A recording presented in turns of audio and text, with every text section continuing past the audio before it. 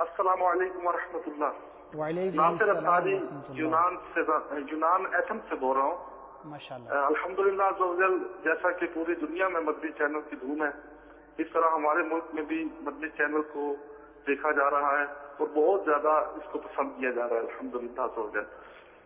میرا سوال یہ ہے کہ اللہ تعالیٰ پر اعتراض کرنا کیسا ہے؟ جیسے یہ چیز اللہ تعالیٰ نے کیوں پیدا فرما دی، کیا یوں بنانی چاہیے تھی، وغیرہ وغیرہ. تو اس کا جواب ارشاد فرما دیجیے. انشاءاللہ اس کا جواب عرض کرتے ہیں. دوسرا سوال بھی کریں. السلام علیکم ورحمۃ اللہ وبرکاتہ.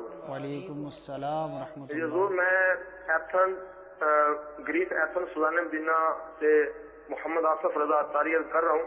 ماشاءاللہ. میرا سوال یہ ہے کہ اللہ تعالیٰ کے لیے کوئی سمت دائیں بائیں اوپر نیچے آگے پیچھے مقرر کرنا کیسا ہے؟ بعض لوگ اللہ تعالیٰ کو اوپر والا کہہ دیتے ہیں، ان کے بارے میں کیا حکم ہے؟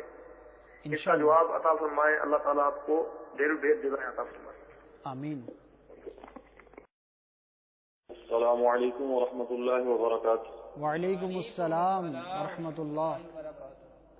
حضور، رضوان علی اتاری یونان ایتھنز فیضان مدینہ سے عرض کر رہا ہوں. یہ ایک سوال کرنا ہے کہ نوکری حاصل کرنے کے لیے رشوت دینا کیسا؟ اس کا اگر جواب ارشاد فرما دیں. انشاءاللہ عز و جل. جزاک اللہ. آپ تمام اسلامی بھائیوں کا اجازت دیجیے. اللہ تعالیٰ آپ سب کو جزائے خیر عطا فرمائے کہ آپ اتنی قربانیاں دے کر رات اتنی دیر تک جاگ کر الحمدللہ ہمارے یورپ کے اسلامی بھائیوں کی رہنمائی فرما رہے ہیں. یو کے لیے بالخصوص دارالفتہ کے اسلامی بھائیوں کا بھی شکر گزار ہوں. اللہ تعالیٰ ہم سب کو دعوت اسلامی اور امیر اہل سنت کی غلامی پر استقامت نصیب فرمائے. آمین. فی امان اللہ و فی امان رسول. السلام علیکم ورحمۃ اللہ وبرکاتہ. وعلیکم السلام ورحمۃ اللہ وبرکاتہ.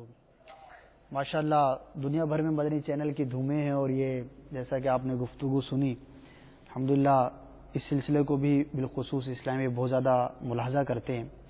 جو 3 سوالات یونان سے ہمارے اسلام بھائیوں نے کیے، اس میں پہلا سوال تھا کہ اللہ تبارک و تعالیٰ پر اعتراض کرنا کیسا، جیسے کہ اللہ تعالیٰ نے یہ چیز اس طرح سے کیوں پیدا فرمائی، یا یوں کہنا کہ اگر یوں اس کو بنایا جاتا تو زیادہ بہتر تھا. اللہ تعالیٰ پر اعتراض کے اس کے جواب سے پہلے جو ہے وہ کچھ باتیں جو ہے وہ ملاحظہ کر لیں کہ اللہ تعالیٰ کے بارے میں ہر مسلمان کا یہ عقیدہ ہے کہ اللہ تعالیٰ کا کوئی بھی فعل حکمت سے خالی نہیں ہے. اللہ تعالیٰ کا کوئی بھی فعل عبث نہیں ہے. ہر فعل اللہ تعالیٰ کا حکمت پر مبنی ہے، حکمت پر مشتمل ہے. تو ان میں سے بعض کاموں کی بعض حکمتیں ہمیں سمجھ میں آ جاتی ہیں اور بعض کی جو ہے وہ نہیں بھی آتی. تو ہماری عقل جو ہے یہ محدود ہے. یہ اللہ تعالیٰ کی یعنی ہر فعل کی ہر حکمت کو جاننے کے جو ہے اس میں صلاحیت نہیں ہے. تو اس لیے یہ ہر ایک پر لازم ہے کہ یہ پختہ یہ نظریہ رکھے کہ اللہ تعالیٰ کا کوئی بھی فعل جو ہے وہ حکمت سے خالی نہیں ہے. قرآن پاک میں اللہ تعالیٰ فرماتا ہے وَمَا خَلَقْنَا السَّمَاءَ وَالْأَرْضَ وَمَا بَيْنَهُمَا لَاعِبِينَ، کہ ہم نے آسمانوں اور زمین اور ان کے جو کچھ ان کے درمیان میں ہے عبث نہ بنائے. تو اللہ تعالیٰ نے آسمان و زمین اور جو کچھ ان کے درمیان میں ہے اس کو جو ہے وہ بیکار نہیں بنایا، عبث نہیں بنایا. اس کے پیدائش میں بہت سی حکمتیں ہیں کہ اس میں دین و دنیا کی حکمتیں ہیں. دنیا کے اعتبار سے تو یہ ہے کہ وہ چیزیں جو ہے وہ اس کے بندوں کے لیے کسی نہ کسی طریقے سے نفع بخش ہیں، اور دین کے اعتبار سے اس طرح کے کوئی بھی چیز ہے تو اس کو دیکھنے سے جو ہے اس کے سانے کی طرف ذہن جاتا ہے کہ یہ چیز جو ہے بنی ہے تو اس کا کوئی بنانے والا ہے. تو اس کو دیکھ کے جو ہے اللہ تعالیٰ کی قدرت کا یقین ہوتا ہے، اللہ تعالیٰ کی صنعت وہ سامنے آتی ہے، اس میں اللہ تعالیٰ کی جو ہے وہ عظمت جو ہے وہ ذہن میں بیٹھتی ہے. تو دین و دنیا کے اس میں فوائد ہیں. تو یہ مسلمان کا یہ کام نہیں ہے کہ وہ اللہ تعالیٰ کی کسی بھی فعل کو جو ہے وہ حکمت سے خالی جانے.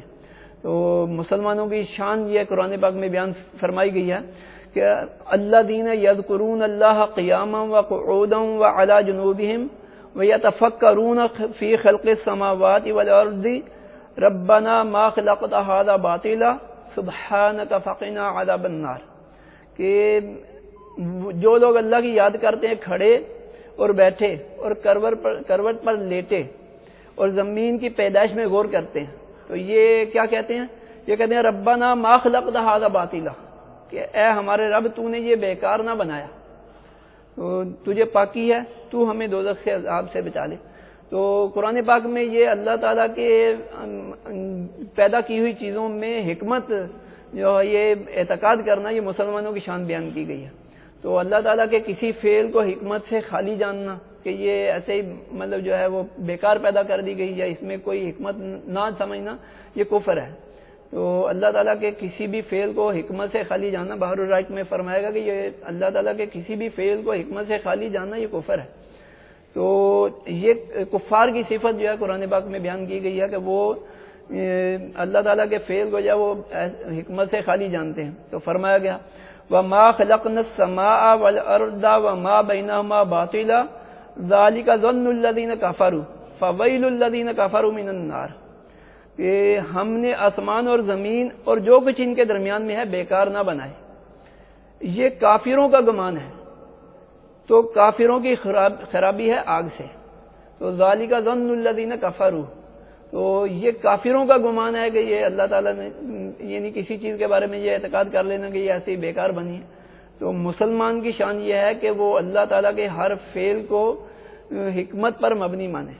دوسری بات اس میں یہ ہے کہ اللہ تعالیٰ قادر مطلق ہے، وہی سب کا خالق ہے، ہم اس کے بندے ہیں، تو وہی مالک و مختار ہے۔ تو بندوں کو کسی طرح سے کچھ اختیار نہیں پہنچتا کہ اپنے بنانے والے پر، اپنے خالق پر، اپنے مالک پر جو ہے وہ اعتراض کرے۔ تو ایک بندہ ہو کر جو ہے یہ اس پر اعتراض کرنے کا کوئی حق نہیں رکھتا۔ قرآن پاک میں جو ہے وہ اللہ تعالیٰ کی اس شان کے بارے میں فرمایا گیا کہ اس سے نہیں پوچھا جاتا جو وہ کرے اور ان سب سے سوال ہوگا۔ تو اللہ تعالیٰ جو بھی کرے وہ خالق و مالک ہے، ہم سب اس کے بندے ہیں، تو وہ جو بھی کرے ہمیں اس پر اعتراض نہیں پہنچتا۔ تو ہم اس کے بندے ہیں، بندے ہو کر اس کی مخلوق ہو کر خالق پر اعتراض کرنا یہ اس خالق پروردگار عز و جل کی توہین ہے۔ تو اللہ تعالیٰ کی توہین کرنا، اللہ تعالیٰ پر اعتراض کرنا یہ بھی کفر ہے۔ تو کسی طرح سے بھی اللہ تعالیٰ کی ذات پر اعتراض کرنا یہ کفر ہے، اور عقلی طور پر بھی یہ ہر شخص یہ تسلیم کرے گا کہ کسی طرح بھی ہمیں یہ حق نہیں پہنچتا کہ ہم اللہ تعالیٰ پر اعتراض کریں۔ ایک شخص جو ہے وہ کسی چیز کا مالک ہے تو اس کو جہاں چاہے اس کا وہ تصرف کرے، جیسے چاہے اس میں جو اپنا اختیار استعمال کرے، کسی کو اس پر اعتراض جو ہے وہ کوئی بھی عقل اس پر اعتراض نہیں کرتا۔ ایک شخص نے جو ہے وہ سید اعلیٰ رحمۃ اللہ تعالیٰ علیہ نے فتاوی رضویہ میں اس کی بڑی موٹی سی مثال جو ہے ذکر فرمائی کہ ایک شخص 1000 اینٹیں خریدتا ہے، 1000 اینٹیں خرید کر اس نے جو ہے 500 جو ہے مسجد میں لگا دی اور 500 جو ہے بیت الخلاء میں لگا دی۔ تو اب کوئی اس پر اعتراض کرے کہ ایک ہی مٹی سے بنی ہوئی اینٹیں اور ایک ہی بٹے کی پکی ہوئی اینٹیں اور ایک ہی روپے کی خریدی ہوئی اینٹیں، یہ 500 تو نے مسجد میں لگا دی، 500 بیت الخلاء میں لگا دی، تو یہ تو نے اس طرح کیوں کیا؟ تو یہ کوئی بھی عاقل جو ہے وہ اس طرح کا جو اعتراض نہیں کر رہا۔ اگر وہ کرے گا تو وہ اس کا جواب دے گا کہ میں اپنی اینٹوں کا مالک ہوں، میں چاہے تو مسجد میں لگاؤں چاہے کسی اور جگہ پہ لگاؤں۔ تو اپنی ملکیت میں تصرف کرنے پر کوئی بھی اعتراض نہیں کرتا۔ تو ہم اللہ تعالیٰ کے جو ہے وہ بندے ہیں، اللہ تعالیٰ ہمارا مالک ہے، وہ جیسا بھی کام کرے، اس کی اپنی مخلوق میں جو بھی تصرف کرے، جیسا چاہے بنائے، وہ مالک ہے، وہ اس پر کوئی بھی اعتراض نہیں کر سکتا۔ جزاک اللہ۔ دوسرا سوال یہ کیا گیا تھا کہ اللہ تبارک و تعالیٰ کے لیے سمت کو مقرر کرنا، اس کے بارے میں کیا فرماتے ہیں؟ یہ اللہ تعالیٰ جسم اور جسمانیات سے پاک ہے۔ بنیادی عقائد میں سے یہ جملہ ہمیں یاد رکھنا چاہیے، اللہ تعالیٰ جسم اور جسمانیات سے پاک ہے، سمت سے مکان سے بھی پاک ہے۔ جو یہ کہ اللہ تعالیٰ مکان میں ہے یہ بھی کفر ہے۔ اسی طرح اللہ تعالیٰ کے لیے سمت مقرر کرنا، اوپر نیچے دائیں بائیں آگے پیچھے، اس طرح کسی سمت میں اسے جو ہے وہ اس کے لیے ثابت کرنا یہ بھی گمراہ کن عقیدہ ہے اور کفر ہے۔ جزاک اللہ۔ تیسرا سوال یہ تھا کہ نوکری حاصل کرنے کے لیے رشوت دینا کیسا؟ اس سلسلے میں عرض یہ ہے کہ کوئی کام اپنا نکلوانے کے لیے اگر کوئی رقم دی جائے تو اس کو بھی رشوت میں شمار کیا گیا ہے، اور یہ بھی بالکل جو ہے وہ جائز نہیں ہے۔ سیدی اعلیٰ حضرت رحمۃ اللہ تعالیٰ علیہ نے فتاوی رضویہ شریف میں یہ جزیہ نقل فرمایا ہے، یوں ارشاد فرمایا ہے کہ جو کچھ اپنا کام بنانے کے لیے حاکم کو دیا جائے تو یہ رشوت ہے، تو بالکل اس سے بچنا چاہیے، اس کی اجازت بالکل نہیں ہے۔ اور حضرت ثوبان رضی اللہ تعالیٰ عنہ سے مروی ہے کہ پیارے آقا صلی اللہ علیہ وسلم نے لعنت فرمائی ہے رشوت دینے والے، لینے والے اور اس پر جو ان کے درمیان معاملہ کرواتا ہے، تو یہ رشوت دینا حرام ہے، ناجائز ہے، اس سے ہر مسلمان کو بچنا چاہیے۔